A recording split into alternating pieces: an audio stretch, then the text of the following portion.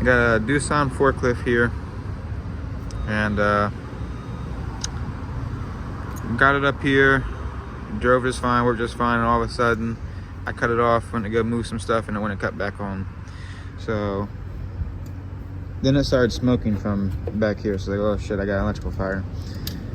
So got the cover off, which was a pain in the butt, and come to find out that whoever put the key switch in, if you look right here, pinched it behind this bolt and it grounded itself off and fried it.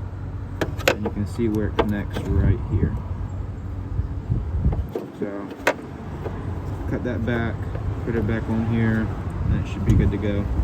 And keep it away from grounding out on this bolt and getting pinched.